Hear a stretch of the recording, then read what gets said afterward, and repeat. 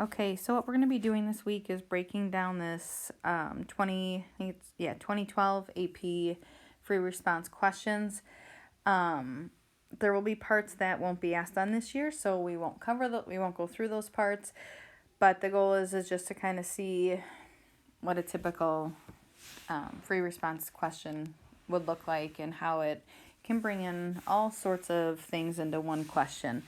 So today we're going to look at problems 1 and 2. So the first one, and we're going to work through this together, and I would suggest either trying it and then unpausing it and seeing if you have the right thing, or just kind of working through it at the same time. So as a reminder for rounding, your rounding should be to 3 decimal places. It needs to be rounded to 3 decimal places or truncated. So with this first answer, we need to do that, and we'll talk about which the 2 options that would be correct. So the first problem says the temperature of water in a tub at time t is modeled by a strictly increasing twice differentiable function W, where WT is measured in degrees Fahrenheit and T is measured in minutes. At time equals 0, the temperature of the water is 55 degrees Fahrenheit. The water is heated for 30 minutes beginning at time equals 0. Values of WT is selected at selected times t for the first 20 minutes are given, and then there will be 4 parts to go through. This is on a calculator part. Obviously, you're going to have your calculator for the whole test this year, okay? So in letter A, it says, use the data in the table to estimate W prime 12. Show the computation that led you to your answer. Use correct units. Interpret the meaning of your answer in the context of this problem. So as you look above, we're looking for W prime. So we're wanting the rate of change at time equals 12 minutes. We have time equals 9 minutes, and we have time equals 15 minutes. So we can find the average rate of change from 9 to 15. And notice that 12 is halfway in between. So that's our only way we can estimate this without knowing the actual function in order to find the derivative of it and evaluate it at 12. So if we want to approximate the rate of change at time equals 12 minutes, we're just going to do slope from time equals 9 to 15 and find that average rate of change.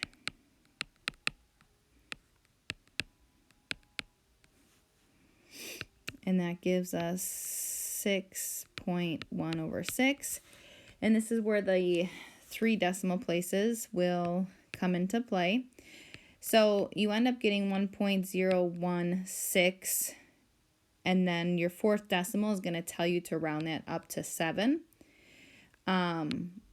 So that would be our answer. Or if you truncate that, that means you just stop without looking at your 4th decimal place.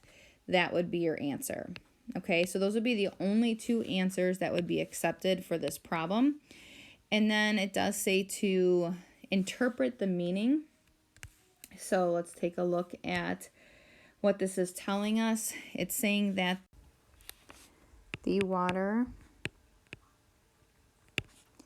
is increasing at a rate of approximately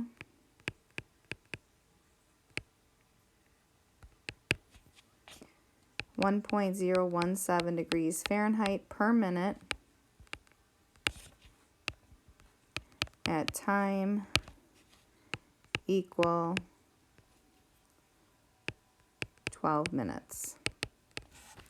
Okay, so there's your answer and interpretation in the context of the problem using correct units. So obviously all that has to be there to get those full points for your answers.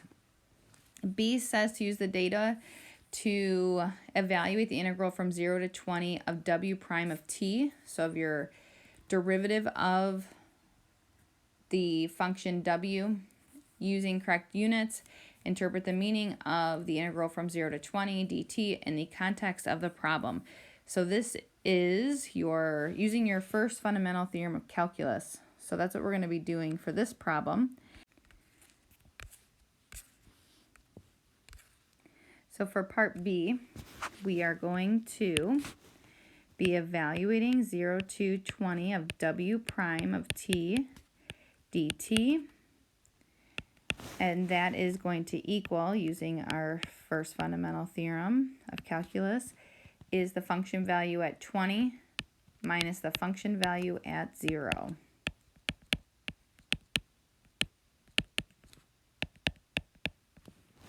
So how we interpret this, because it does say to use the correct units, interpret the meaning of this integral.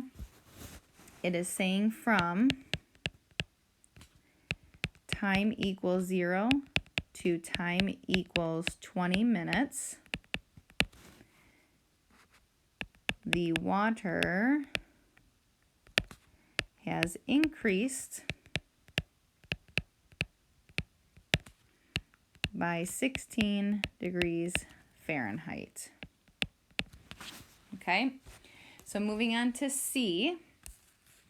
C is saying for time equals 0 to 20, the average temperature of their water in the tub is given by 1 over 20 times the integral of W of T dt. Use left Riemann sum with the 4 subintervals indicated by the data in the table to approximate this average value. And it says, does this approximation overestimate or underestimate the average temperature of the water over these 20 minutes? Explain your reasoning. So this is a great example that we'll see something, even just this whole problem, because they gave you a table of values. They're not giving you a function, so you can't just rely on your calculator to do the work. And since they know you guys have access to calculators, they're probably going to definitely do a problem dealing with tables where doesn't follow any of our exact functions, okay? So when you look up here at your table and you're doing 4 intervals, you're going from 0 to 4, 4 to 9, 9 to 15, 15 to 20. They're not equal, okay? So when you think about those rectangles, if you were to draw them in, they're not going to be equal bases. So that's something to remember. And this might be a problem right here where you think, oh, I need to go back and review my Riemann sums from back in the end of the first semester. So looking at your table, your left Riemann sum come from, your first set is, your base will be from 4 to 0, so that's 4 minus 0, times your height, and you're going to use the left, so that's why we're using 55 and not 57.1, plus your next rectangle will have a base of 9 minus 4, with a height of 57.1, plus your next rectangle will be 15 minus 9 times a height of 61.8, plus your last rectangle will have a base of 20 minus 15 times a height of 67.9, okay?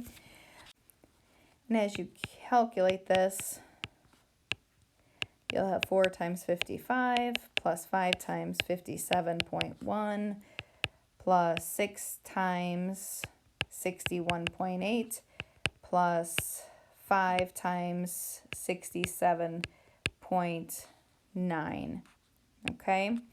And when you calculate that all out, you get 60.79 degrees Fahrenheit. And it asks if this is an overestimate or an underestimate the average temperature of the water over these 20 minutes. Explain your reasoning. So it doesn't ask you to draw a picture or anything, but if you remember from the very beginning, this is W of T is a function that is strictly increasing, so increasing the entire time. And if you're doing left Riemann sums, you can clearly see that that's going to be an underestimate. Okay, so what you can say here is that it's an underestimate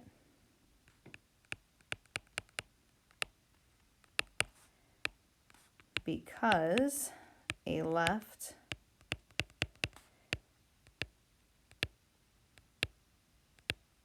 Riemann sum was used and WT is strictly increasing. All right, and part D says for time equals 20 to 25, the function W that models the water temperature has a first derivative given by W prime of T. Based on the model, what is the temperature of the water at time equals 25? So we know that our last time given in our table is T equals 20. So to calculate the temperature of the water at time equals 25, we're going to have the time at time equals 20 plus the change in temperature from time equals 20 to 25, which is just the integral of its derivative. And notice that this is on a calculator portion. So you would just do math 9 and calculate how much the temperature has increased in those 5 minutes. And you want to make sure when you're writing out your decimals, and I know most of your calculators you can go back up and just grab numbers. You want to make sure you're doing that so your answers are all rounded correctly. Okay, so the time at 20 was 71.0. Then add those together and then round to the 3 decimal places, or truncate. In this case, they would be the same. So the temperature after those additional 5 minutes after the table has ended will be 73.043 degrees Fahrenheit.